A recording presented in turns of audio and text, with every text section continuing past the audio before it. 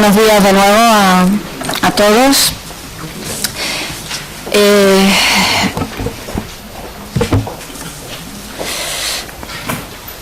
Me siento de nuevo aquí para presentar la próxima conferencia, que está a cargo del profesor Javier Donésar Díez del Zurrum, que es catedrático de Historia Contemporánea de la Universidad Autónoma de Madrid.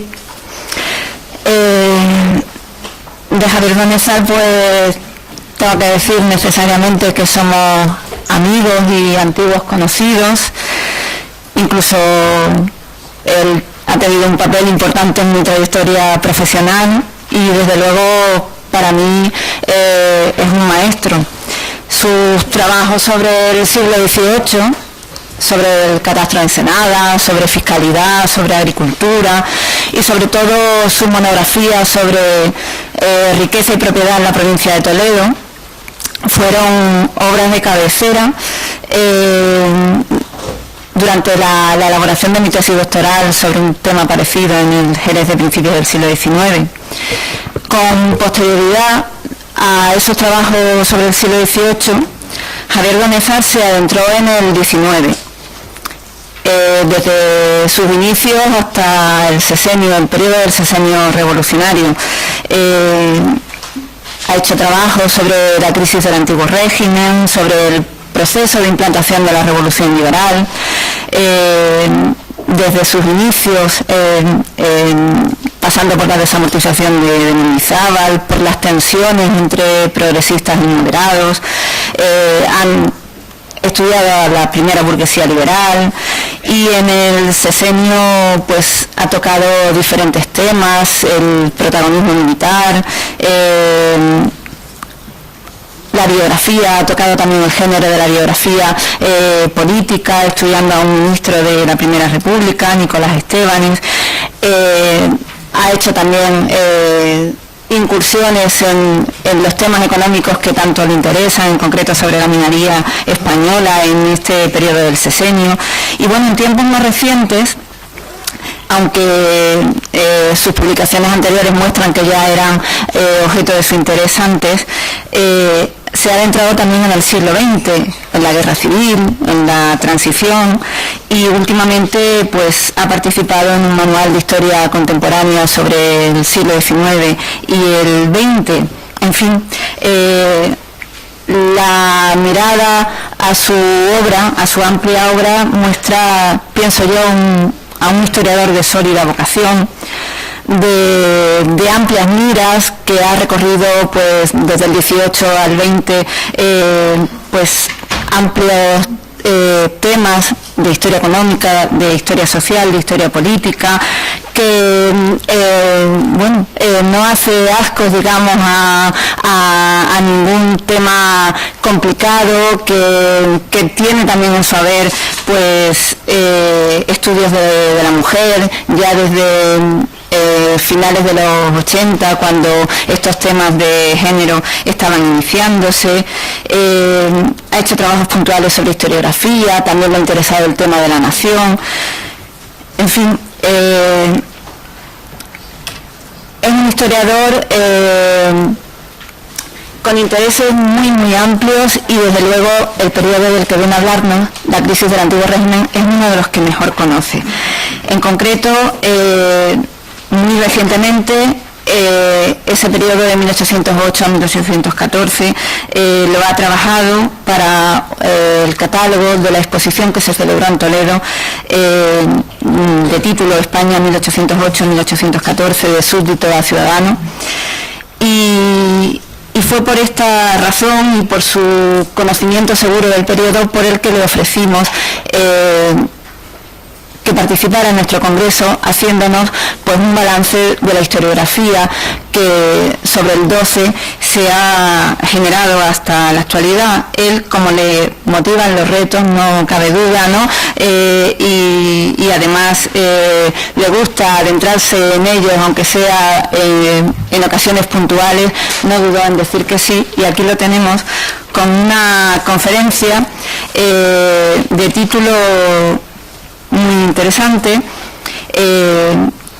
queda algo por comentar acerca de la Constitución de 1812, pues les dejo a don Javier Benezar, que me responderá a esta pregunta. Buenos días. Debo dar las gracias en primer lugar a la profesora Lozano por tan extensa y tan extensa presentación, ¿no?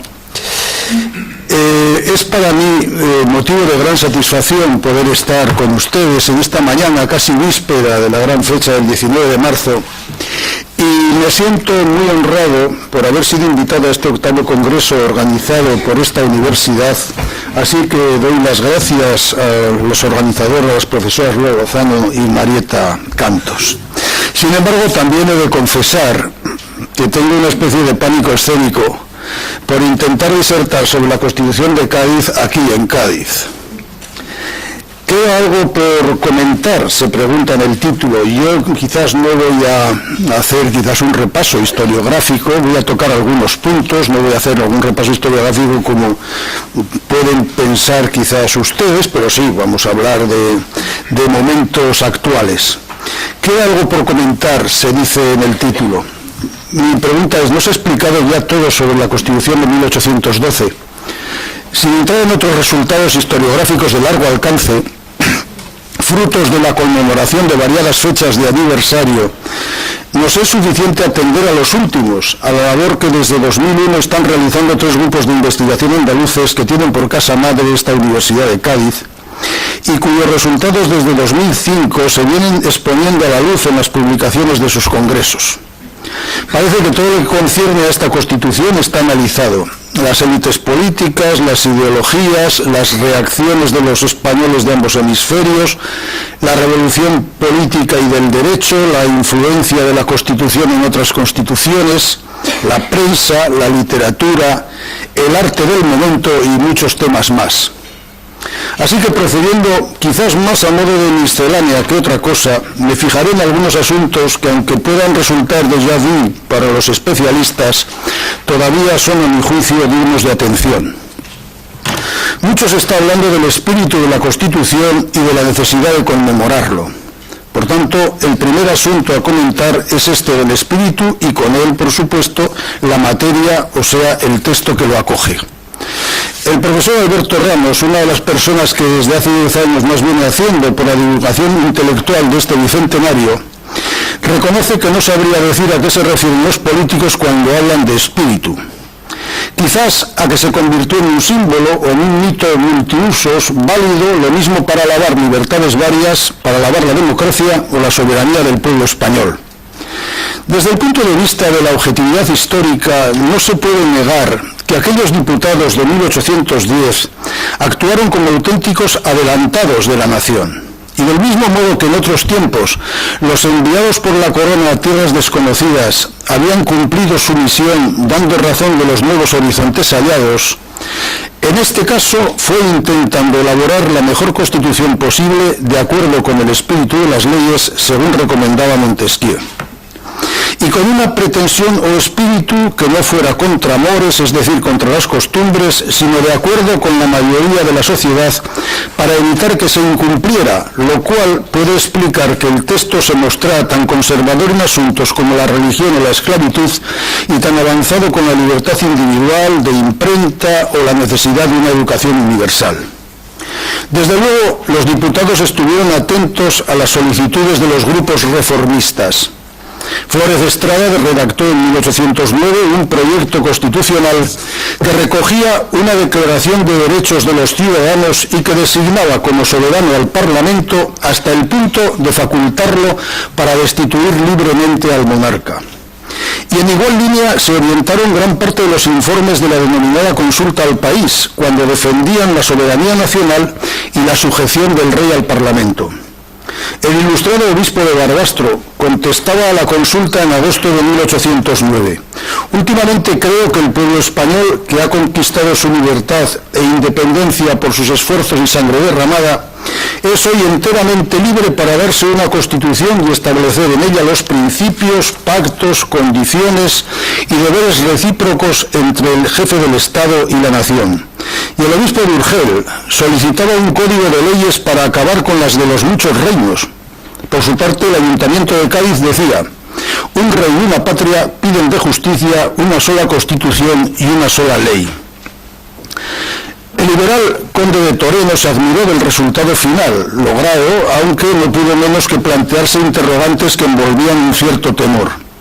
Y en verdad, decía, ¿cómo podría esperarse que los españoles hubieran de un golpe creado una constitución exenta de errores y sin tocar escollos que no evitaron en sus revoluciones Inglaterra y Francia? Cuando se pasa del despotismo a la libertad, sobreviene las más de las veces un rebosamiento y crecida de ideas teóricas que solo mengua con la experiencia y los desengaños. Modesto Lafuente, el primer historiador oficial del liberalismo, alabó el mérito de aquellos adelantados diputados que elaboraron la Constitución ante las dificultades que hubieran de vencer en una época, escribió, en que se conservaban vivas en España las tradiciones y los inveterados hábitos del antiguo régimen y en que parecía harto reducido todavía el círculo de hombres de la moderna escuela destinada a cambiar la faz política y social de las naciones. De ahí que el texto saliera con virtudes y defectos y que fuera pues alabado y vilipendiado, pero ese era evidentemente el riesgo que traía incorporado el hecho de abrir nuevos caminos. Por eso todavía alegra el ánimo releer un libro como el de Ramón Solís, El Cádiz de las Cortes, y la descripción de la efervescencia ideológica de esta ciudad en estado de sitio. De Cádiz como una ciudad de la utopía, según tituló hace 2 meses García de Cortázar un artículo en la revista La Aventura de la Historia. Fue una constitución que aterró a los aliados ingleses y espantó al ultrarrealista Wellington, y llenó de temor al gobierno británico de Castlereagh. Todavía en 1836 Lord Palmerston seguía temiendo a la Constitución, a la que consideraba la más absurda y estúpida de las constituciones. Y desde 1814 pues fue objeto de todo tipo de descalificaciones por parte del pensamiento reaccionario europeo. Las obras de Halle, Langinet, Balbo, Villamarina reflejan el repudio de la idea de cambio. Prusia en 1820, ante la comunicación del gobierno constitucional de que había vuelto a entrar en vigor la Constitución de 1812, se limitó a contestar que ésta no le resultaba grata por su carácter exclusivamente democrático. Y Rusia, con una actitud más hostil, respondió a la noticia señalando las desgracias que arrastrarían tras sí unas instituciones que consagraban la insurrección militar en el modo de establecerlas.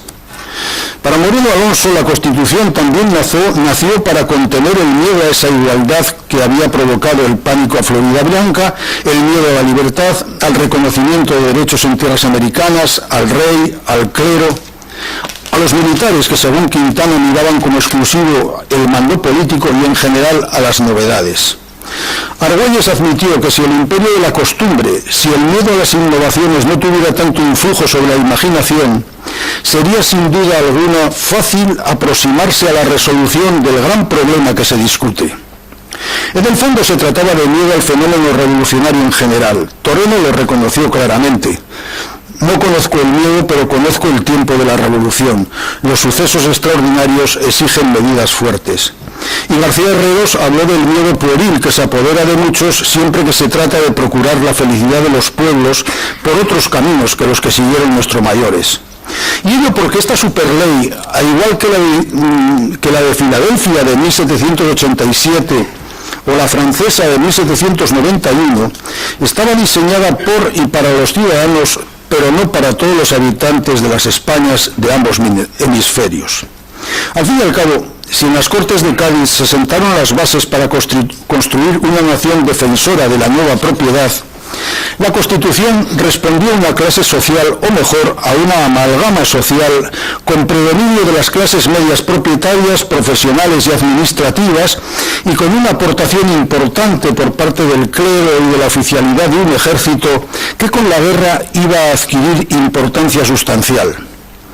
Los coetáneos hablaban de clases laboriosas en todos los ramos de la industria, y Argüelles citaba el espíritu constitucional en las clases laboriosas.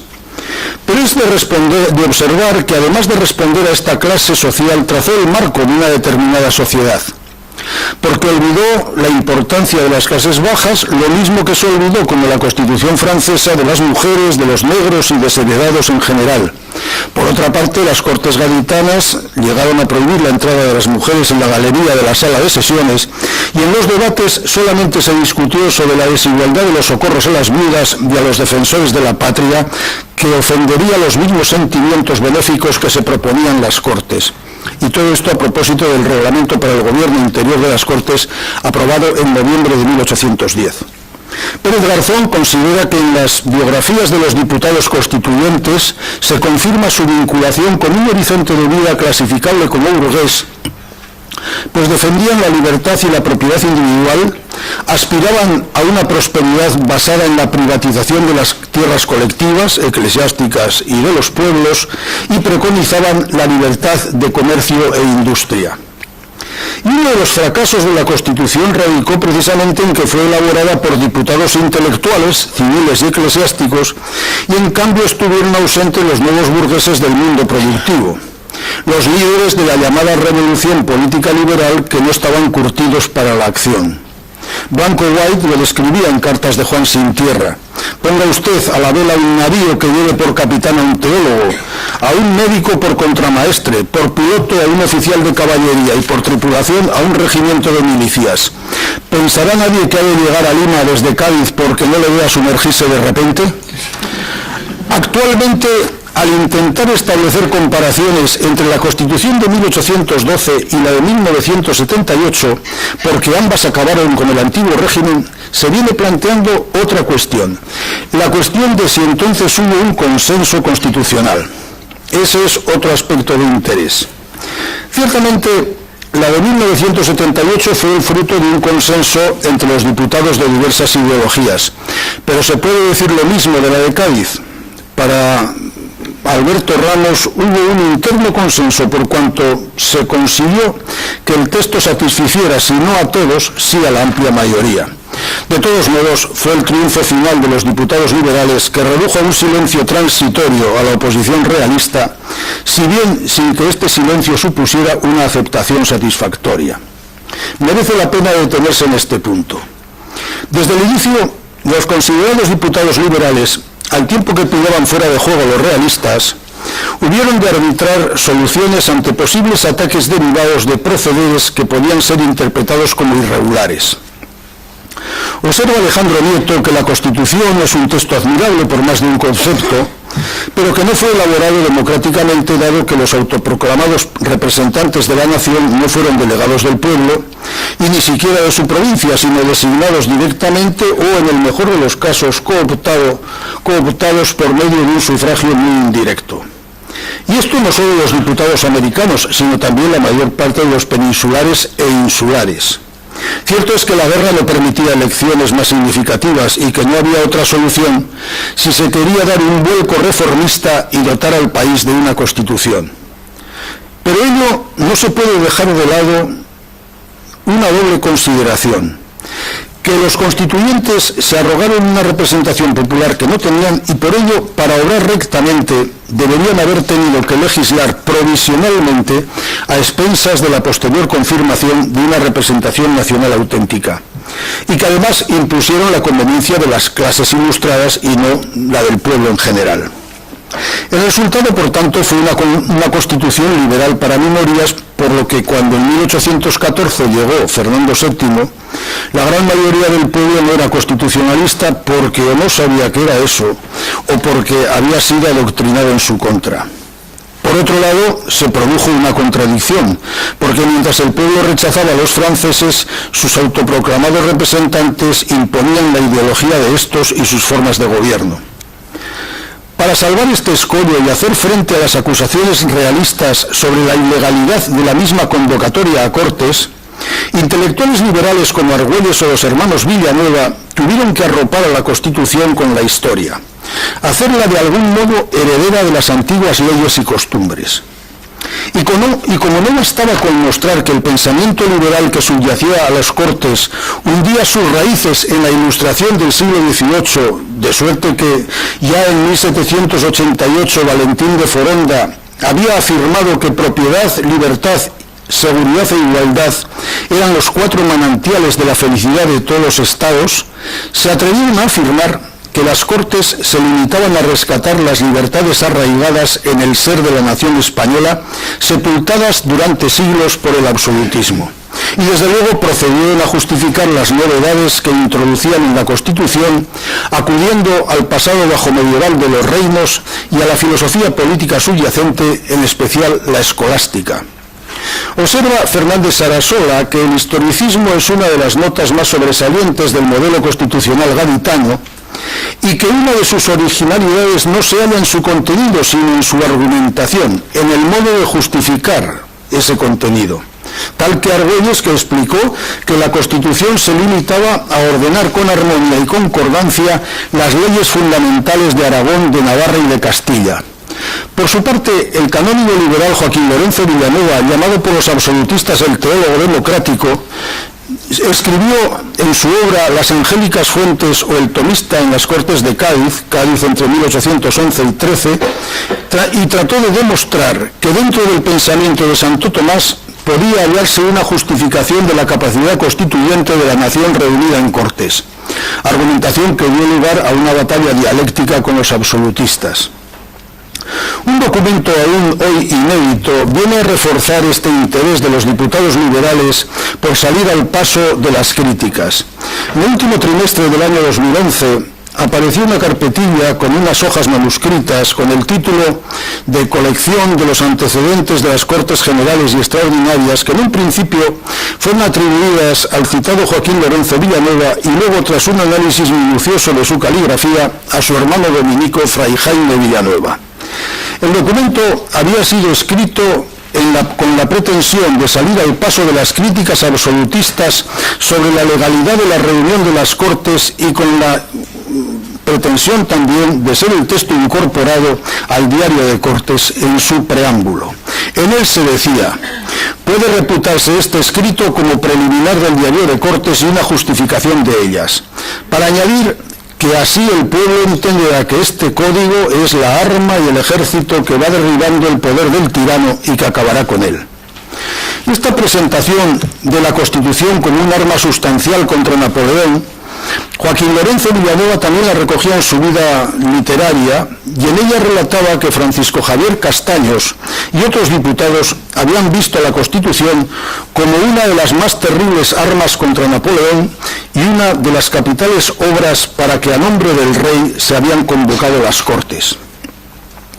Pero lo que de verdad interesaba era argumentar que la convocatoria de las Cortes Extraordinarias había sido legal, y se decía cuál era el propósito del documento que se escribía: para acallar las hablillas y quitar la ocasión de ellas a los que en secreto y por rincones, con no pequeña ruina de la Unión, que es la que nos ha de salvar, andan desacreditando las presentes Cortes Generales y Extraordinarias como ilegales y tumultuarias por la calidad de los diputados que las compusieron desde el principio, por la forma de sus votaciones y por haberse atrevido a publicar una nueva Constitución y a dar varios decretos de reforma que no estaban en sus atribuciones ni fueron objeto de esta congregación.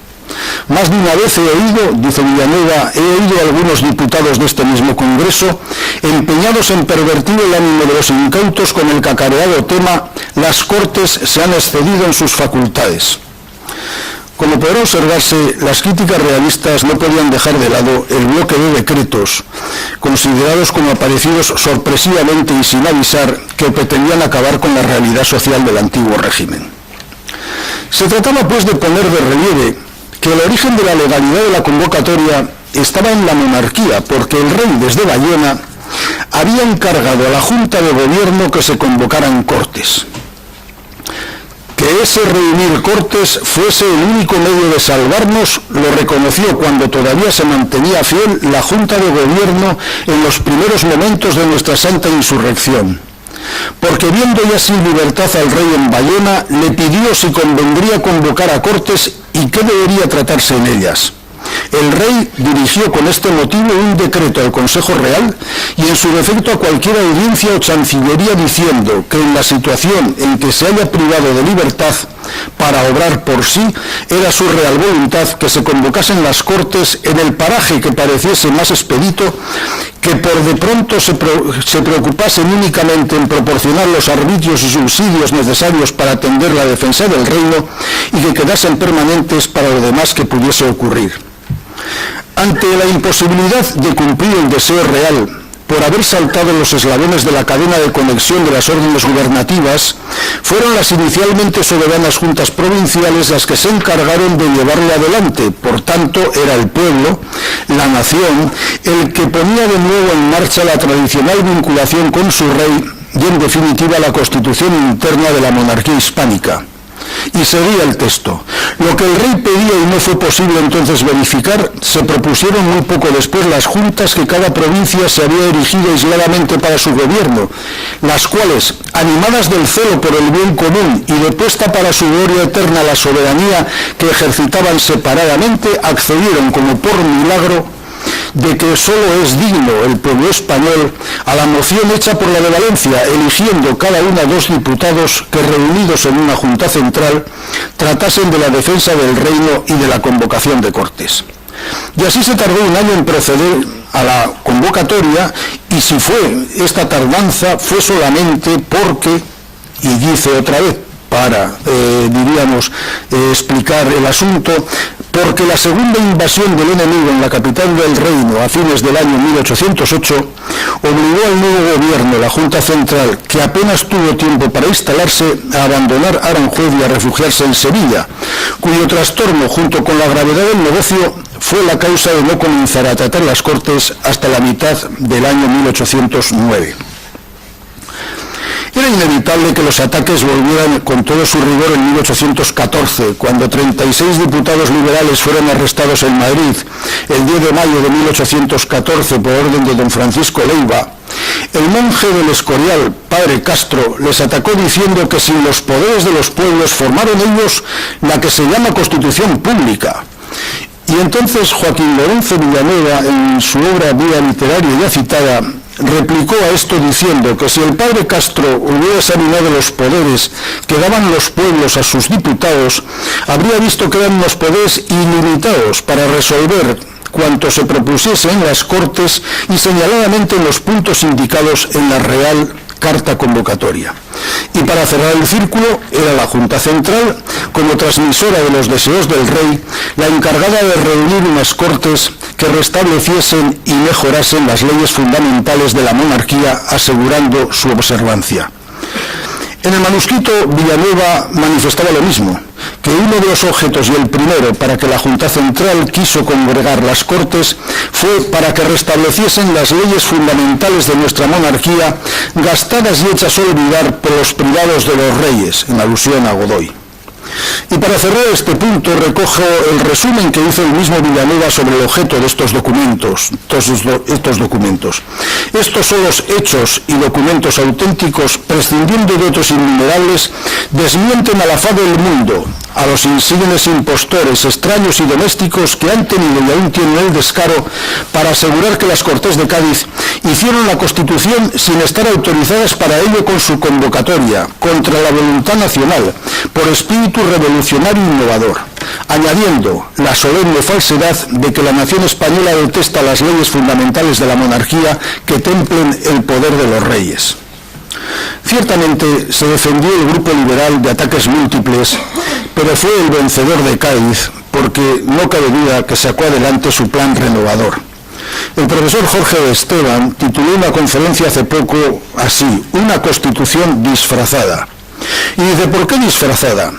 Porque es una Constitución en la que al inicio quien llevó la batuta de los debates fue una minoría liberal ilustrada. Las Cortes estaban formadas por bastantes diputados conservadores, entre los que se contaban un gran número de sacerdotes. Por tanto, el gran mérito de la Constitución en cuanto a su resultado no fue la existencia de un consenso, sino que una minoría ilustrada, en la que Argüelles tuvo gran influencia, logró engañar hasta cierto punto a la mayoría conservadora. tuvieron que ceder en algunos aspectos, los liberales, por ejemplo en el de la religión oficial de España, la católica, apostólica, romana, única y verdadera, pero cedieron aquí para incluir la soberanía nacional, la limitación del poder del rey y la libertad de imprenta, que fue algo especialmente sustancial, porque la libertad de expresión era siempre requisito indispensable en el proceso de elaborar una constitución para que los diputados pudieran expresarse libremente, lo cual precisamente se consiguió con la profusión ejercida y realizada por la libertad de imprenta. Por otra parte, acertaron a ceder en los puntos más sensibles entonces, que era el de la religión, para un pueblo que estaba en armas precisamente contra la irreligión francesa. Es una constitución también disfrazada porque los principios más importantes tratan de disfrazar la religión católica y toda una serie de elementos como los fueros y otras leyes tradicionales de España. En definitiva, es una carta magna que cuando se lee tiene un hilo mezcla de lo más tradicional con fundamentos progresistas de la época que son copia, diríamos, de la Constitución francesa del 91. Con la conmemoración del Bicentenario, otro asunto de interés ha vuelto a ser, como no, pues objeto de atención historiográfica, que es si la Constitución era realizable o no, y que habrá sido aquí tratada muchas veces. Duda que parece chocar frontalmente con la alabanza a su texto articulado que le dedica José Antonio Escudero, señalando que la misma, por su importancia y proyección en Europa y en América, bien pudiera ser tenida, junto con el Código de las 7 partidas, dice él, como una de las contribuciones de mayor resonancia que España haya legado a la cultura jurídica universal. Desde luego, para la primera generación de liberales, fue la gran apuesta posibilista en medio del horizonte turbulento de la guerra, cuyas conquistas políticas y sociales había que asegurar cuando llegara la paz. Pero el conde de Toreno, en su Guerra de la Independencia, tras narrar el júbilo de las calles de Cádiz por la proclamación de la Constitución, ponía en duda ya su porvenir. Aunque lluvioso el día, en nada se disminuyó el contento y la satisfacción. Veíanse los diputados elogiados y aplaudidos, y los bendecían muchos por ir realizando las esperanzas concebidas al instalarse las Cortes. En todas partes no se oían sino vivas y alborozados clamores, y en teatros, calles y plazas se entonaban a porfía canciones patrióticas alusivas a la festividad tan grata. Representábase, pues, como asentada de firme la Constitución.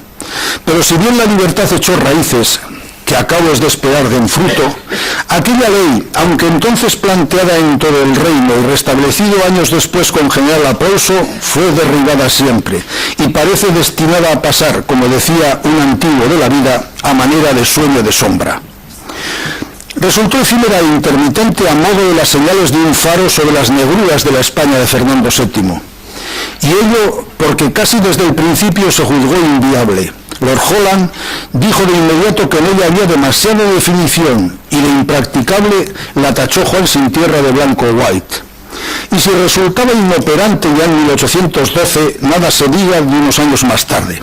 Larra escribió en Dios nos asista: la Constitución del año 1812 era gran cosa en verdad, pero para el año 1812.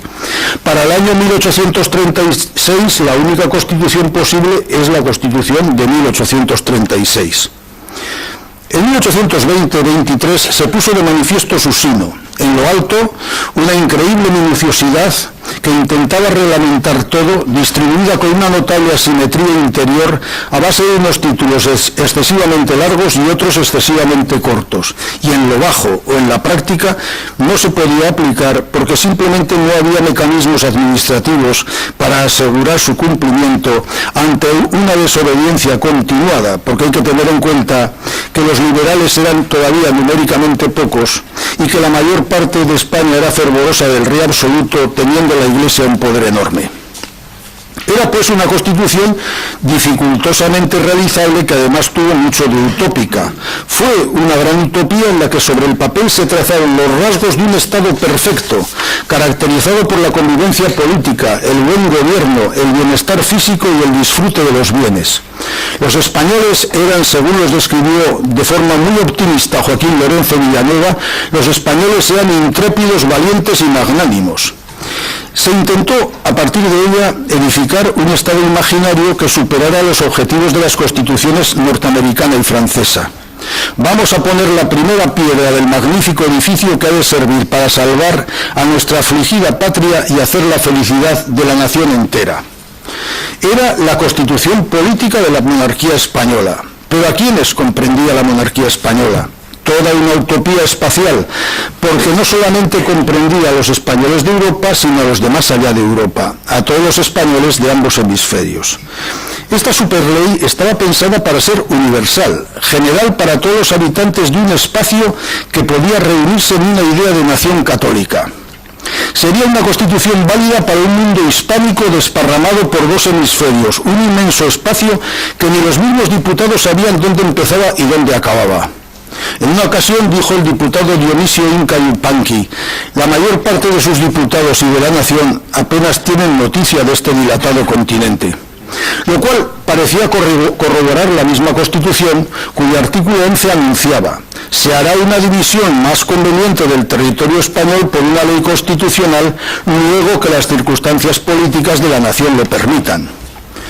Por esto, para el citado Jorge de Esteban, no solamente fue una constitución utópica en su afán planetario de comprender a ciudadanos españoles de 3 continentes, América del Norte, Central y del Sur, las plazas africanas y Asia con Filipinas, sino también única por atreverse a ello y osar a ello, y así adelantarse a la francesa de 1791 en lo tocante a la extensión de la ciudadanía.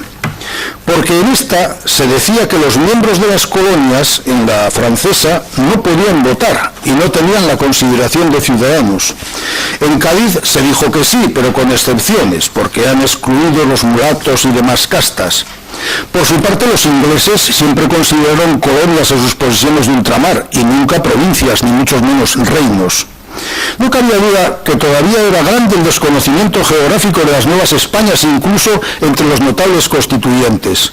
Argüelles, que en 1811 hablaba de provincias de más de 4.000 leguas, reconoció este punto. Estamos experimentando, y debo decirlo con ingenuidad, decía él, que tanto el Congreso como fuera de él se van adquiriendo ciertos conocimientos acerca de los asuntos de América en los cuales apenas teníamos idea. Por tanto, se solicitaba en ambos hemisferios una sola españolidad y una sola ciudadanía que resultaban pura ficción. Cabría pensar entonces que los diputados, habría que pensar, no se pararon a pensar en cómo se habrían de mantener los dominios del otro lado del Atlántico o del Pacífico, ni tampoco meditaron sobre cómo iban cayendo las noticias de los nuevos Estados Unidos independientes en la España americana, ni la misma incidencia que podían tener o estaban teniendo en América las proclamas de las juntas provinciales peninsulares. Sin embargo, la actitud de la Ilustración y del primer liberalismo español ya había preanunciado que la igualdad entre ambas Españas, europea y americana, tan proclamada por los gobiernos de la crisis, sería culturalmente impracticable en el contexto del Atlántico hispano. Y para empezar, algo meramente semántico. Enseguida se vio en las sesiones de las Cortes que reino, provincia o territorio no tenían el mismo significado en ambos lados del Atlántico hispano. Indica José María Portillo al respecto que a la corona no se le ocurriría dar una parte de Aragón para satisfacer sus conveniencias políticas y sin embargo sí podía entregar territorios de América a otras potencias. Y aunque los decretos de las Cortes se mostraron formalmente de acuerdo con que las provincias americanas debían ser consideradas parte de la monarquía y luego de la nación, sin embargo, las autoridades metropolitanas nunca aceptaron de hecho que aquellos territorios situados al otro lado del Atlántico se contaran desde un punto de vista político entre las provincias de España.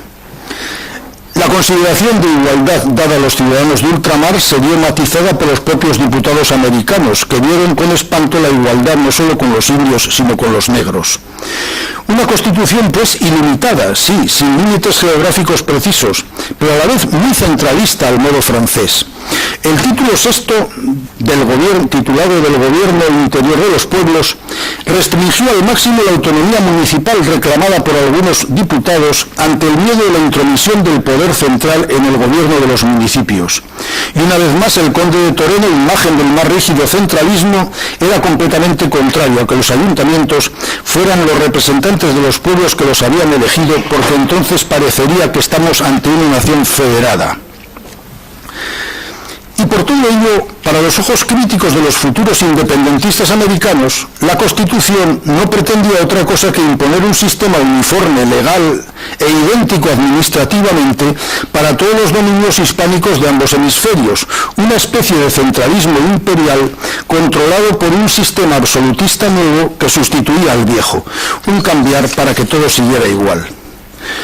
Con todo, hay que decir que a pesar de las primeras manifestaciones independentistas, fueron los mismos diputados americanos quienes consideraron los dominios españoles como una misma y sola monarquía, una misma y sola nación y una sola familia.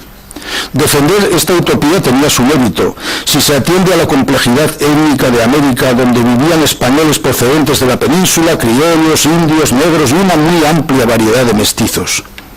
Y en las tierras de Nueva España, por poner un ejemplo, los primeros propagadores de las bondades de la Constitución fueron los obispos legados de España, cuyas cartas pastorales debían leerlas sus párrocos desde los púlpitos en las misas. Don Manuel Abad Queipo, obispo electo y gobernador del Obispado de Michoacán, escribía el 26 de septiembre de 1812 sobre la unidad social que generaba la patria. ¿Qué es patria? Nuestra patria, pues, es toda la nación española y consiste en la asociación general de todos los habitantes de sus dilatados términos por los núcleos sagrados de una misma Constitución, de unas mismas leyes, usos y costumbres, de una misma religión y aun casi de un mismo idioma. Y de la Constitución en concreto declaraba que era la más liberal, la más justa y prudente de cuantas se han visto hasta ahora en las sociedades humanas y cuyos beneficios disfrutaríamos en América si no lo impidiesen los rebeldes. Y cuando el crítico semanario patriótico americano, el licenciado Andrés Quintana Roa, se preguntó a propósito de la Constitución sobre si el gobierno de Cádiz era legítimo y convenía a América, el citado don Manuel Abad replicó rotundamente que el proceso de juntas provinciales, central, regencia por estar Fernando VII preso, convocatoria de Cortes y Constitución había sido todo un proceso obligado para hacer frente a Napoleón, y que la cuestión de las juntas provinciales en la península era distinta a la aparición en América de las juntas nacionales que no reconocían al gobierno de Cádiz. Para finalizar este apartado es obligado reseñar también que cuando en 1814 llegó a América la noticia de que Fernando VII se había negado a jurar la Constitución de 1812, volviendo a restaurar la monarquía absoluta, esos obispos hasta entonces constitucionalistas se apresuraron a jurarle fidelidad. Así, cuando el 22 de agosto de 1814 llegó al Palacio Arzobispal de Guatemala el Real Decreto de Fernando VII, dado en Valencia el 4 de mayo, para que se comunicara a los fieles, el arzobispo Fray Ramón Casaus propuso una misa de acción de gracias y un Te Deum en la catedral, y por lo que tocaba a su persona, se excusó ante el gobernador de haber jurado la Constitución en su día. Dijo con sinuosa argumentación escolástica que había jurado fidelidad a Fernando antes ya de la Constitución, que luego obedecía a la Junta Central, a la regencia, a los decretos de las Cortes, y que juró la Constitución porque todos llevaban la voz del Rey nuestro Señor natural y representaba a la Constitución su autoridad soberana con la de la Nación unida. Así que luego, con todo esto dicho, cabe duda que volvió a renovar su fidelidad a Fernando VII. Y un último aspecto, lo que ha quedado de Cádiz, y es lo que celebramos, es el símbolo que representa el fin del antiguo régimen, el comienzo de una monarquía ilustrada, de una monarquía limitada, la nación y la soberanía nacional y una serie de derechos individuales. Con todo, considero con Javier Varela que este bicentenario debería contribuir a reforzar el sentimiento nacional español, tan precisado actualmente de ayudas, y a mostrar la existencia de un nacionalismo español liberal anterior al nacionalismo español conservador, consecuencia del nacimiento de una nación nueva, unitaria, al que el Código Gaditano dio forma jurídica, dejando atrás la variedad de naciones patrias del antiguo régimen. Las abdicaciones de Bayona fueron un fenómeno sin precedentes en la historia de la Europa moderna, porque nunca se había obligado a una dinastía, y ésta había aceptado, a ceder sus derechos a otra dinastía, y Argüelles lo vio así. Una convulsión universal, simultánea y violenta, cual jamás agitó a ningún país civilizado, desencadenando todas las pasiones, aniquiló a un mismo término y un mismo tiempo las autoridades, las leyes y cuantas barreras podían contener el ímpetu de un pueblo enfurecido. Tal fue el detonante que trajo la guerra y enseguida la solución constitucional, tanto en la España bonapartista como en la otra, porque la cuestión de la legitimidad era sustancial. La nación, recordaba Quintana en 1818 desde su prisión en la ciudadela de Pamplona, se vio desamparada y sola, sin gobierno, sin recursos, sin punto alguno de reunión, disuelto completamente el Estado, y sin más arbitrio que el de abandonarse a las garras del tirano o sumergirse en los horrores y desórdenes de la anarquía. Tanto en Bayona como en Cádiz, los españoles dieron forma jurídica a una nueva definición de nación. La nueva Constitución nos asegura una patria que no teníamos, decían los diputados de Bayona. Y por su parte Argüelles, al presentar en Cádiz el texto de la Constitución a las Cortes, exclamó: españoles, ya tenéis patria, sois ciudadanos y ciudadanos españoles. La nación brotó de la guerra, escribía Jovellanos. La nación se ha declarado generalmente y se ha declarado con una energía igual al horror que concibió al verse tan cruelmente engañada y escarnecida. Y en el imaginario progresista decimonónico quedó la afirmación de Alcalá Galiano de que los gobiernos populares de las juntas habían sido modelos de democracia. La guerra fue la ocasión para olvidar las peculiaridades tradicionales de las naciones patrias y optar por envolverse en la ya nueva bandera de una sola nación. Las juntas supremas provinciales, surgidas en los meses de mayo-junio de 1808, como baluartes últimos del espíritu de las naciones patrias de la monarquía absoluta, vieron enseguida la necesidad de aunar esfuerzos y recursos frente al enemigo extranjero y de proceder a la creación de un gobierno unificador para todo el territorio o la Junta Suprema Central, al que cada una de ellas encomendara su particular soberanía.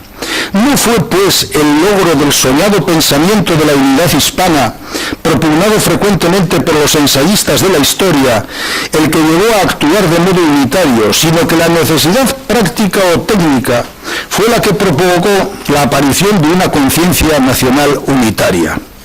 Campani consideró que la soberanía nacional nació en la guerra y no fue cosa, decía él, de la fastidiosa turba de sabiendos, ideólogos, filósofos, humanistas y politécnicos, decía. Una proclama nacional publicada después de Bailén precisaba: España, todas tus provincias, islas y poblaciones no componen ya más que una sola. Para Blanco White, corroborando el carácter utilitario de la Unión, la soberanía nacional no solo estaba de acuerdo con la más avanzada ideología política, sino que era una medida de seguridad práctica de esa España antifrancesa y antinapoleónica. En los años 1809 y 10 se unió a la palabra nación la de libertad, de modo que esta fue un sinónimo de aquella en un claro espíritu preliberal de Cádiz. También hay que decir que la unidad nacional había calado desde los primeros días del conflicto en las mentes ilustradas. Las respuestas recibidas a las consultas al país que la Comisión de Cortes propuso en 1809 evidencian cómo las palabras nación, patria, patriotismo, nacionales o libertad habían entrado a formar parte de la jerga política correcta por cuanto fueron utilizadas en sentido unitario, con la mayor naturalidad por parte de los encuestados a la hora de expresar su oposición al gobierno de Carlos IV y de su ministro Godoy.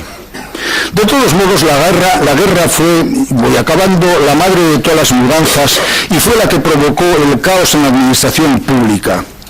Los historiadores del derecho Carlos Garriga y Marta Lorente han afirmado últimamente que el futuro Estado liberal se construyó de hecho al margen de la Constitución de 1812. Y lo que sucedió a partir del 24 de septiembre de 1810 fue que la única nación concreta y visible fueron las propias Cortes, porque dicha nación representada ya estaba constituida antes del 19 de marzo de 1812. La Constitución hizo de esa nación una entidad diferenciada, territorialmente indivisible, jurídicamente indisoluble y conformó un modelo político basado en la ciudadanía. Artículo primero, la nación española es la reunión de todos los españoles de ambos hemisferios. Y artículo segundo, la nación española es libre e independiente y no es ni puede ser patrimonio de ninguna familia ni persona. Y todo quedó ahí. La constituida nación quedó fijada en el articulado, pero quedó allí inerte y sin vida, padeciendo los avatares del texto constitucional. Así que al final de la guerra supuso su supresión y con ella el nuevo concepto de nación unitaria. Por otro lado, al haber desaparecido de la tierra española el enemigo causante en esos años excepcionales de una conciencia nacional unitaria desconocida hasta entonces, las gentes volvieron a limitar sus miradas a sus ayuntamientos, como desde siempre había sucedido, y dicha conciencia nacional se dispersó. Luego, la existencia durante décadas de una permanente inestabilidad política que incluso aportó guerras civiles hizo que no arraigara un nacionalcivismo capaz de situarse por encima de interferencias sociales, religiosas y culturales.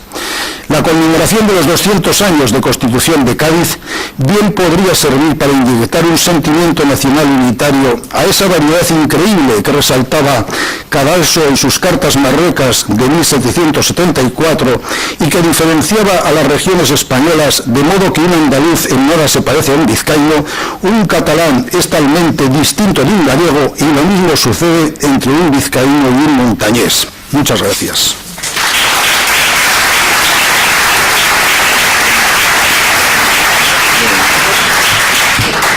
Muchas gracias al profesor Donézar por esta ponencia, ¿no? Creo que interesantísima, en la que demuestra muy bien ese conocimiento del periodo que antes comentaba al presentar y en el que nos ha proporcionado un exhaustivo recorrido por los trabajos, ¿no?, de coetáneos de la época, por otros, ¿no?, posteriores, que creo que han introducido muchos elementos de debate, pienso, ¿no?, interesantísimos, ¿no? Se ha visto muy bien también ese interés del profesor Donézar por la idea de nación, incluso nos ha proporcionado, ¿no?, una idea, ¿no?, para hoy que hablamos también en la sesión de comunicaciones, para qué recordar, ¿no? Él nos acaba de proporcionar una posibilidad en función, ¿no?, de su opinión de para qué debería servir la conmemoración del bicentenario de 1812. Bueno, vamos a pasar al debate y antes de entrar en él, pues pueden subir aquí los comunicantes, ¿no?, de la sesión anterior, María Zozaya y Luis Ferran Toledano. Sí, vamos a ver, estamos en esa.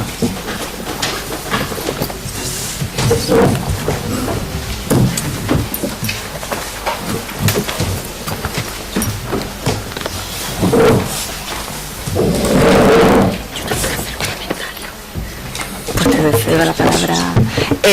Le cedo la palabra a María, que quiere hacer una puntualización. Un pequeño comentario, y es que he tenido un lapsus, además de cambiar el nombre a Fernando Durán. He dicho, en vez de Juan Pérez de Guzmán, que es el encargado de llevar a cabo la edición de las memorias de la condesa de Escocia y Mina, he dicho Pérez del Pulgar.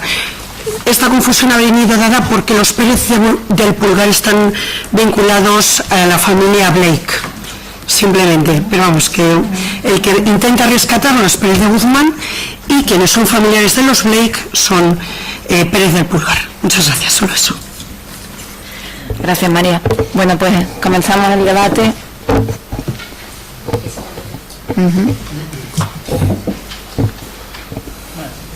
Venga, Alberto.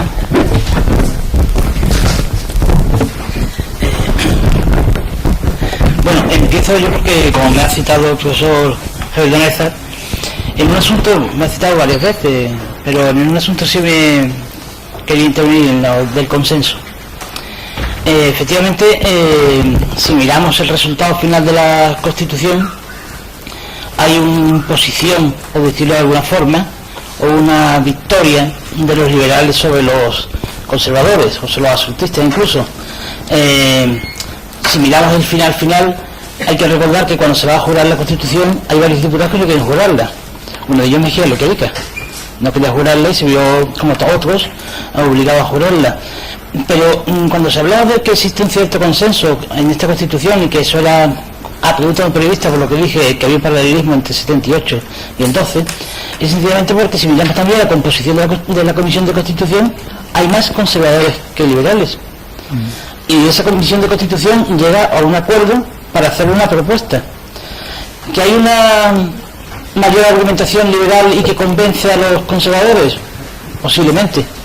Pero cuando se hace la propuesta, está firmada por todos los miembros de la Comisión. Y cada artículo que llegaba al debate en el Pleno estaba ya previamente acordado.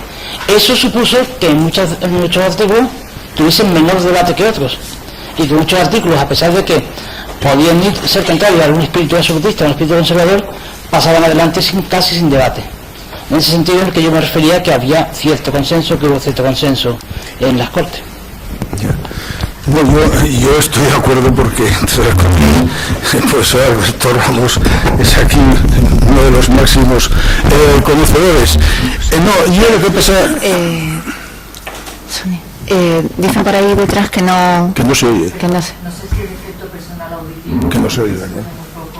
No, es que es para que se oiga, sobre todo para la gente que... Que no se oye. Que no se está oyendo. Igual te tiene... Pero no se oye, ¿no se le oye ahora a Javier?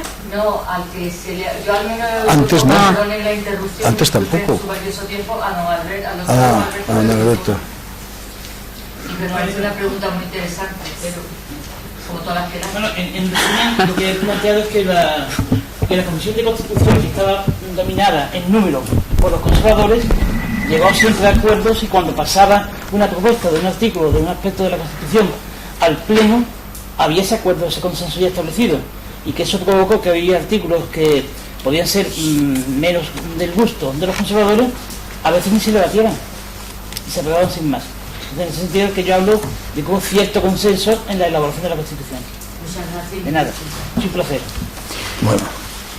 Yo, los que quiero decir, yo estoy de acuerdo, en fin, yo lo que quería señalar es un poco, digamos, este aspecto en que, por un lado, pues sí, los liberales, a lo mejor los diputados liberales eran pocos, pero desde luego bien organizados, y que desde luego hicieron el primer golpe de mano, que pues lo hicieron en el teatro ahí en San Fernando con Muñoz Torrero, de saque, les pillaron totalmente desprevenidos, entre otras cosas porque no llevaban ni orden del día, y como lo sabe muy bien don Alberto Ramos.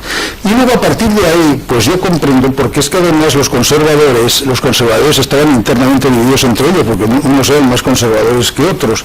Entonces, yo estoy de acuerdo con el consenso en cuanto a las firmas. Al final, pues uno firma, pero fíjese, también tengo que señalar este documento que ha aparecido en Madrid, cerca de Madrid, en Móstoles, en el cual pues los hermanos Villanueva quieren salir al paso de todas las críticas que están recibiendo como unos leones, vamos, que los están atacando por todos lados.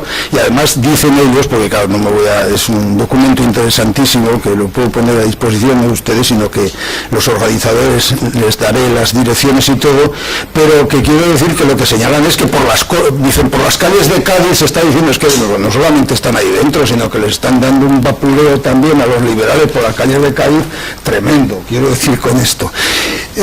Sí, consenso sí, es decir, bueno, pues vamos a firmar. Claro, luego también pues está la cuestión de la religión. Yo creo que la religión hizo mucho. Y esa idea también de montar una especie de sacro imperio romano-germánico, quiere decir con los dos hemisferios, el catolicismo, tal, no sé qué, yo creo que hizo mucho y no se dieron cuenta al principio el famoso obispo que luego sería de Toledo, que ahora no me acuerdo, que salió totalmente conservador, al principio estaba de acuerdo con la libertad de imprenta, estaba feliz, hasta que vio aquello como les ponían por las calles de Cádiz y tal, y lo que les dibujaban y todo, y entonces en ese momento dijeron, quieto a frenar, pero vamos, eso lo dijeron los conservadores y los liberales, porque se empezaron a poner tibios con la libertad de expresión. Lo de siempre de España de libertad, siempre mucho libertinaje y poca libertad. Y entonces por eso quiero decir, pero vamos, yo estoy de acuerdo físicamente con el consenso, firmar firmo, también ellos que firman la religión tal, sí, vas firmando. En ese acuerdo estoy de acuerdo con el consenso, sí. También afirmo que yo creo que fue una victoria liberal. El profesor Rodríguez. Sí. Pues yo tengo una visión bastante diferente desde el punto de América. Por ejemplo, la representación más importante era de clérigos, y entre los clérigos habían los más radicales anticlericales. Entonces la idea de que la religión era algo de la iglesia que iba a controlar me parece un poco exagerada, porque en aquel entonces el Papa no tenía grandes poderes. Muchos de los clérigos criticaron al Papa. Entonces había la diferencia. No era que eran clérigos, yo creo que la diferencia era que tenían diferentes ideas, porque estudiaban en las mismas instituciones que los seculares. Ahora, si se ve los votos, por ejemplo, al principio cuando había el debate de si habría igualdad en América, el hecho de igualdad, en aquel entonces había como 110 diputados que habían llegado en todos, y el voto era 100 a favor y 4 en contra. Eso quiere decir que la mayoría de los peninsulares estaban a favor de igualdad. Y así se ven los diferentes debates. Por el lado de los americanos también había algunos que eran conservadores y reaccionarios. Entonces, solamente oír las críticas y las respuestas después no explica lo que pasó, porque si se ven los debates y especialmente los votos es muy importante. Por otro lado, yo estoy de acuerdo con Karl Marx que la Constitución de Cádiz no tiene nada que ver con la Constitución francesa. Si se ve los detalles, no es así. En el caso de América, la Constitución de Cádiz es lo que da grandes oportunidades a la mayoría, y cuando el rey regresa y ya suspende la Constitución, ahí hay más oportunidad para los que están en contra.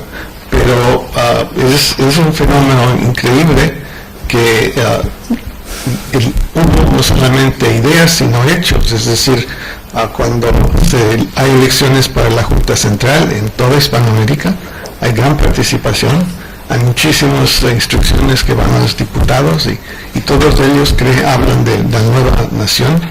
Hay participación indígena, etcétera, y aunque la Constitución excluyó a la gente de ascendencia africana, de hecho votaron y fueron elegidos de muchísimos pueblos de América. Pero si comparamos, por ejemplo, con la Constitución de Estados Unidos, era una constitución oligarca, limitaba muchísimo quién podía participar, excluían a todos los indios, a todos los negros, a todos los mestizos, y la gran mayoría de los blancos. Entonces, si se comparamos la Constitución de Estados Unidos de 87 con la de Cádiz, la de Estados Unidos es algo muy atrasado. La Constitución británica no existente tampoco daba derechos, los católicos no podían participar hasta las reformas de 32. Entonces, sí, yo diría que si vemos tanto la ideología, los argumentos y la aplicación, creo que la gran diferencia es que no se aplicó suficiente en España porque estaban peleando con los franceses, pero en las partes de América se funcionó muy bien. Sí, pues yo le agradezco. Creo que usted ha presentado mucha variedad de conceptos en los cuales yo estoy en muchas de acuerdo. Lo único le voy a señalar el del clero, porque ha empezado usted ahí con... Yo lo del clero... Hombre, en América lo que había es un alto clero y un bajo clero, como usted lo sabe mejor que yo, y entonces el alto clero pues normalmente era muy enviado por el Consejo, por la Cámara de Castilla, del Consejo de Castilla desde España, y que unas veces eran españoles y otras eran criollos, que era la parte por la que entraron bastante los criollos, que era la cuestión del alto clero.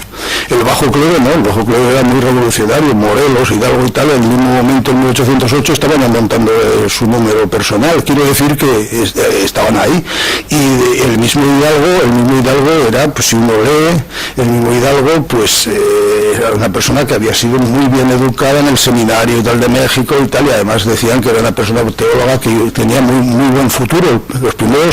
Los obispos de Michoacán y Guadalajara y tal le decían que parece mentira Hidalgo con lo bien que había sido educado, y además decían con lo buen alumno que había salido y tal, y que iba para canónigo y cosas de estas, y bueno, y ahí está.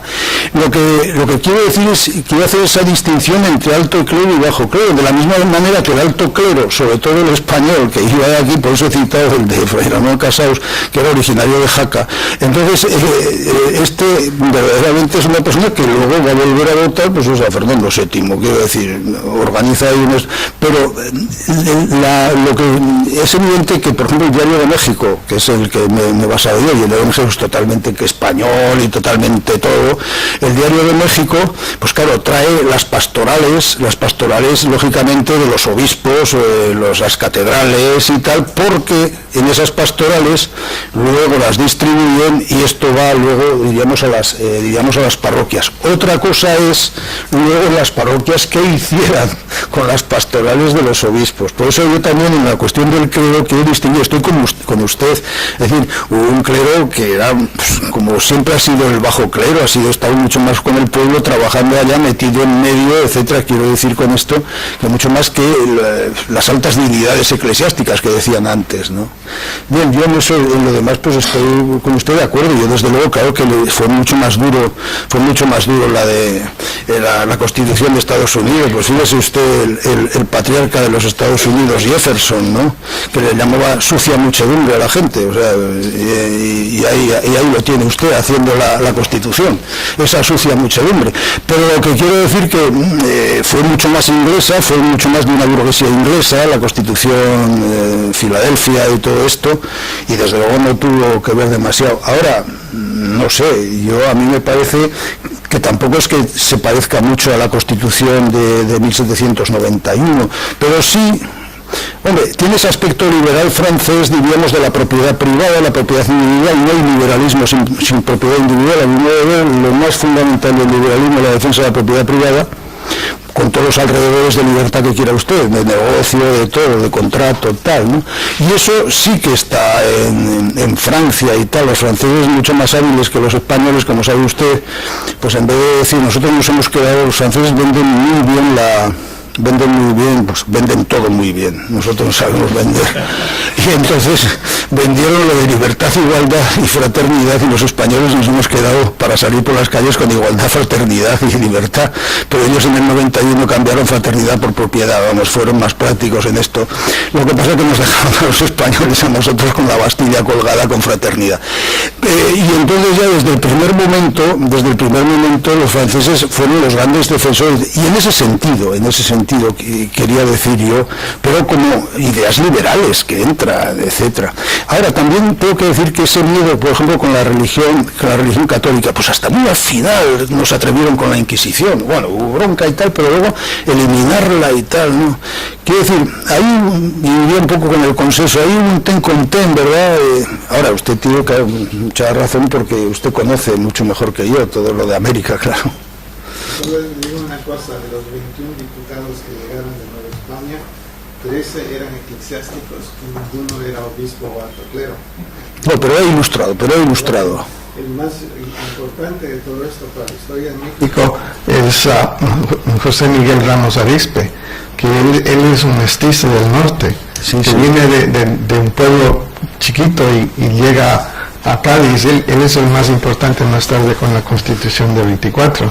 Entonces, por eso digo, yo no creo que el clero como clero defendía los intereses de la Iglesia. Bueno, por eso lo he dicho. Allí hay otra petición. Voy a ser muy breve. Muchas gracias, perdonen que les quite su valioso tiempo. Muchas gracias a los tres ponentes. Hay dos observaciones que quiero hacer, no sé si es desde mi modesto entender si estoy equivocado o no, y quiero que no me acuerdo mismo, el ponente de último me las confirme. Con respecto al alto clero y al bajo clero, considero que, desde mi modesto entender, que es una realidad que se sigue dando hasta hoy, es decir, el alto clero es puramente conservador y el bajo clero es puramente revolucionario, e incluso en América Latina todos estos teólogos de la liberación y demás pues iban en contra de la iglesia oficial, entre comillas.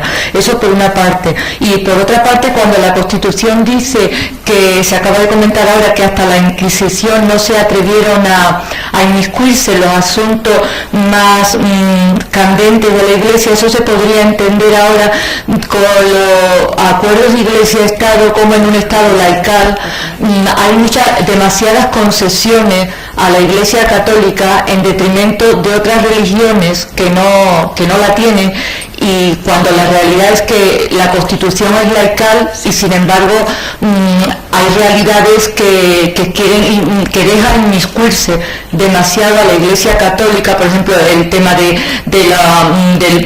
pago del impuesto de los bienes inmuebles, las subvenciones, etcétera. Muchas gracias y perdonen su valioso tiempo. Bueno, vamos a ver, esto es una cosa tan actual. Con respecto al alto y bajo clero, antes y después y ahora, es decir, bueno, ha habido de todo, que es un poco lo que estoy de acuerdo con usted que ha preguntado antes. Es decir, en el alto clero ha habido de todo, ha habido lo mismo progresistas que no progresistas en el alto clero. Y el alto clero también en América Latina, pues piensen ustedes en el arzobispo de Chile, de Santiago de Chile, estaba de Errázuriz y tal, en la época en la que verdaderamente, bueno, no se podía decir que aquel era un arzobispo tal.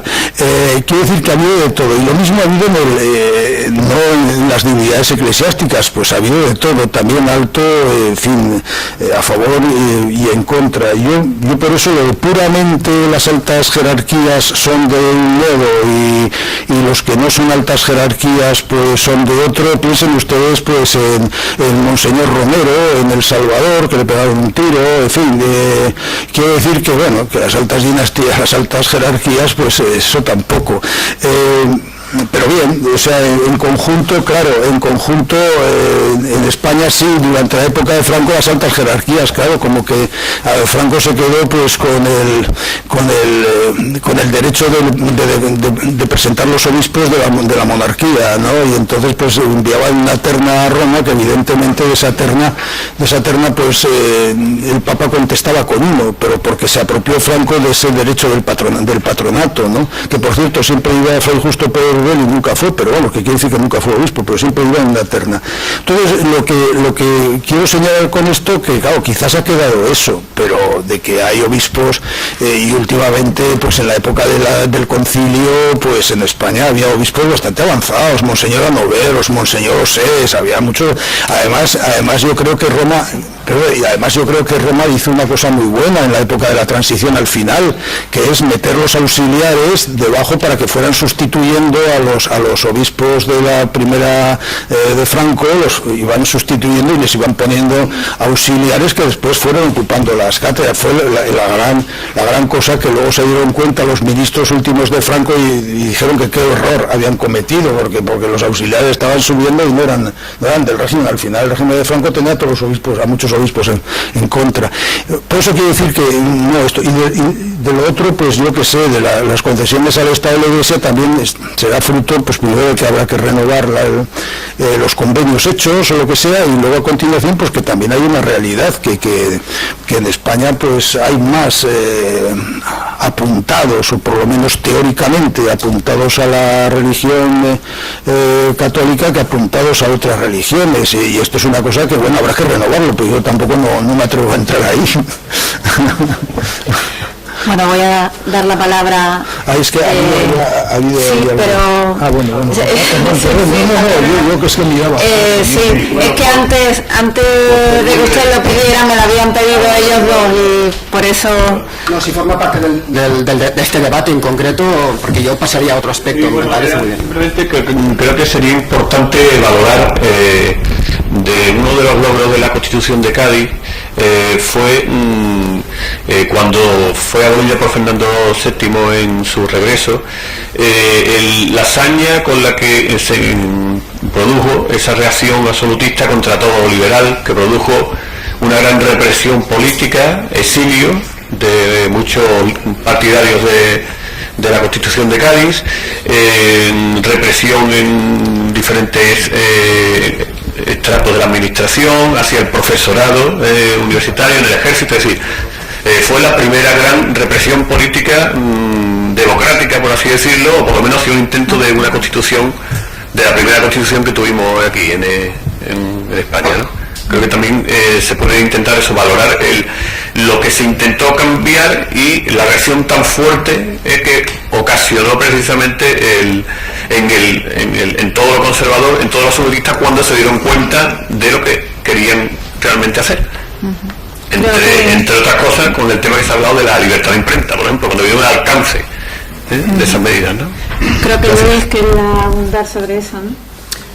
Sí, a ver, aunque lo que quería hacer era abundar sobre lo que había intentado de tratar en mi comunicación, pues ahora lo cierto también es que, acogiéndome a estas últimas palabras, en una de las cartas que suscriben los diputados, diríamos, en el lenguaje de la época, por Cataluña, y no de Cataluña, pero por Cataluña, que suscriben de manera más, digamos, consensuada, ellos dicen que está muy bien la Constitución, muy bien la libertad, los derechos, que nos podamos asemejar, sería su sueño, con Inglaterra, pero entonces advierten, dicen, la extensión de estos derechos a muchos, eso no están dispuestos a aceptarlo.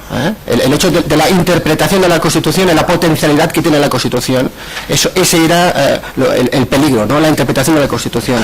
Claro, sobre la relación entre religión y política, esto es una gran cuestión, creo que es lo que se ha planteado, digamos, la recepción, la relación entre política católica e ilustración es un gran tema, evidentemente, pero tampoco pienso que una pequeña observación sería la de tener en cuenta la oposición al liberalismo político no tenía por qué ser contradictoria a la aceptación de determinados aspectos del liberalismo económico. Y eso en determinadas regiones de España podía ser, era una cuestión importante, donde la Iglesia tenía vinculaciones con incluso con la economía, la nueva economía, con el individualismo agrario, con toda esa defensa del censo enfiteutíco como gran solución al problema de los mayorazgos. Esas son las aportaciones de algunos de los justamente personas, diputados muy vinculados al mundo eclesial, a la Constitución. Pero yo quería referirme justamente al centenario, ¿no? Al centenario y hasta qué punto existió una oportunidad para la nacionalización de la monarquía, en los términos que Moreno Luzón esta tarde seguramente nos va a desarrollar más. Hasta qué punto, yo planteo esta pregunta, es la memoria, el recuerdo de la guerra venció al recuerdo a la memoria de la revolución. Pienso que estas son las cuestiones que nos las tenemos que plantear cuando pensamos en 1910 y en 1912. Mi posición, sobre todo a través de investigaciones que he hecho con la profesora Gemma Rubí y al lado de otros, Antoni Moliner, Genís Barnosell, sobre Tarragona, Gerona, las famosas batallas del Bruc, Manresa, Igualada, es que no existió para nada un fracaso, que las élites locales se sumaron e intentaron apropiarse de la conmemoración en 1908, pero también en 1910 y en 1912, es decir, que no existe esa separación tan tajante entre un aspecto y otro. En todo caso, éxito de las conmemoraciones de la guerra y observación, participación, pero menor en las conmemoraciones políticas de la revolución, diríamos de 1910 y 1912. En aquella época se quejaban que la guerra de la independencia y tampoco la Constitución no estaban presentes en los libros de texto escolares, que no se había desarrollado una cultura cívica a lo largo del siglo XIX y principios del XX. Se quejaban que tampoco existía una nacionalización en el urbanismo, por ejemplo, eso era al menos patente en algunas ciudades catalanas, es lo que conozco, en el nomenclátor de las calles. En Barcelona apenas existía un reflejo de ese nomenclátor de la Constitución, o al menos tuvo dificultades de consolidación y de pervivencia. En cambio, sí de todo el historicismo, sí de toda esa cultura, digamos, constitucional historicista de época medieval y moderna. O sea, aquí no estamos hablando solo del foro juzgo y de las partidas, sino en las Cortes de Cádiz se intenta utilizar como fuente de legitimidad textos que proceden de las últimas cortes del archiduque Carlos de 1705-6. Y esto también debemos de tenerlo en cuenta. La cuestión del patrimonio nacional, puede parecer una anécdota, pero la infanta Isabel, cuando viajó para las fiestas de Balmes en Vic, que fue la primera ciudad que dio a conocer la Constitución de Cádiz en Cataluña, prolongó su viaje a Ripoll. ¿Y para ver qué? Pues para ver la restauración del monasterio de Ripoll y por tanto las glorias antiguas catalanas, medievales, etcétera, etcétera, ¿no? Eso puede parecer una paradoja, como el mismo Manuel Lozón indica, cuando en 1913 se asiste a lo que es toda la glorificación del Sagrado Corazón de Jesús, Cerro de los Ángeles, etcétera, ¿no? El solapamiento de memorias. Y este es otro aspecto importante: solapamiento, cuando no sustitución, de memorias, de recuerdo, no solo de las memorias localistas regionalistas, sino también del obrerismo y del republicanismo. La recepción, por ejemplo, de lo que ocurre en 1892, lo que es la erección de la estatua de Colón, y de la recepción de todos estos actos entre los sectores obreristas, deja bien a las claras su distanciamiento respecto de lo que suponía entonces el proyecto americano, y esto también deberíamos de tenerlo en cuenta, porque considero que forma parte de de una mirada que tenemos que tener los historiadores, plural, más compleja, de la supuesta potencialidad que podían tener las políticas de memoria como instrumentos de nacionalización política y cultural. Gracias. Bueno, creo que vamos fatal de tiempo. María, es que le habíamos dado la palabra antes a los dos. Voy a ser breve. Quería incidir en un tema que está saliendo aquí ahora, eso, el papel de los bicentenarios para sacar a la luz la historia verdadera de cuestiones que a lo mejor se han generalizado, puede ser el tema de la historia o esto que acaba de tratar el compañero. En concreto quiero llamar la atención sobre una cuestión, la visión oficial que da Fernando VII de su cautiverio, de su prisión. José María Portillo nos lo desmitificó en un curso, dijo que no, que aquí había una pensión asignada con una residencia. O sea, Fernando VII llegó a un acuerdo y luego vende el tema de la prisión. Aquí ha salido y se sigue diciendo que él está preso, o sea, que el papel de estos bicentenarios y de estas conmemoraciones ojalá sirva para desmitificar toda esa historia oficial que aún seguimos mencionando como si fuera real. Simplemente eso.